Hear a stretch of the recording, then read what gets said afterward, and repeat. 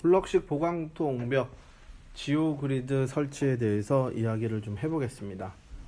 블럭식 보강토 옹벽에서는 지오 그리드가 굉장히 중요한 역할을 합니다. 배면에 있는 토합을 어떻게 잡아주느냐에 따라서 역할을 달리할 수 있죠. 그리드의 종류도 여러 가지가 있고요. 옹벽의 높이나 위에서 하중이 어느 정도 작용하냐에 따라서 지오 그리드를 선정을 해줘야 됩니다. 구조 계산을 해서 설계를 하면 어떤 그리드를 얼마만큼 포설을 해야 되는지에 대한 값이 나옵니다. 보통 일반적으로 그리드가 2m에 50m의 지오 그리드인데요. 잠정 지침서를 보면은 보강재의 길이, 지오 그리드의 길이가 어느 정도 돼야 되는지 이야기를 해주고 있습니다. 옹벽 높이가 보통 5m일 경우에는 70%, 3m 50의 지오 그리드를 포설해 줘야 되고요. 최소 그리드의 길이는 2.5m입니다. 그 다음에 블럭하고 블럭 사이에 그 간격은 80cm, 0.8m를 초과하지 않습니다. 그러니까 80cm 안에 지오 그리드가 포설이 돼야 되는 겁니다. 그 다음 옹벽 최상단에는 50cm 이내에 지오 그리드가 포설되어져야 합니다. 그래야 전도나 활동에 대한 파괴를 맨 위에 상부에서 막을 수 있다라고 지침서에서는 이야기하고 있습니다. 또 특별한 경우에는 보강토 옹벽 상부에 고속도로나 이렇게 도로 공사 같은 데가 보면은 방호벽이나 방음벽 등이 설치되는 경우가 종종 있습니다. 그럴 때에는 차량에 대한 충돌 하중을 고려해서 구조 계산을 해야 됩니다. 지오 그리드를 포설할 때 맨 위에 상부에 가서는 보강재에 벌써 수평력을 넣어서 구조 계산을 해야 된다라고 이야기하고 있습니다.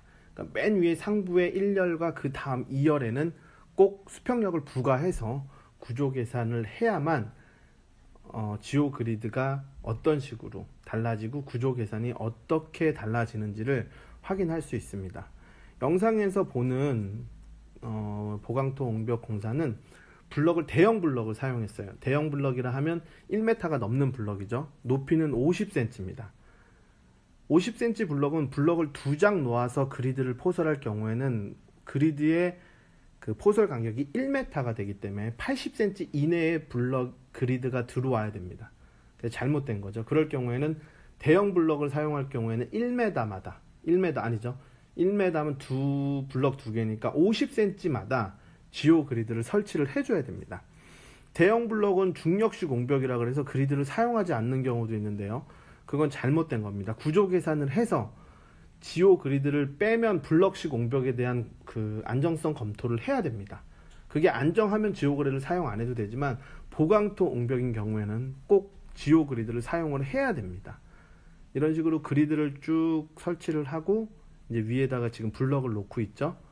블럭을 다시 이제 설치를 하고 그 다음에 지오 그리드를 하나씩 이제 펴줘야 됩니다. 블럭 앞에서부터 뒤로, 뒤에 옹벽이 이제 뒷체험제를 하는 공간에 지오 그리드를 모두 설치를 해줘야 됩니다. 하나하나 설치를 해줄 때 이제 지오 그리드가 완성이 되는 거죠. 그냥 쭉 피면 안 됩니다. 분명히 지오 그리드는 절단을 해서 펼쳐주는 것이 올바른 시공 방법입니다. 한성 콘크리트에서는 여러 가지 다양한 블럭이 있습니다. 소형 블럭도 있고 대형 블럭도 있고.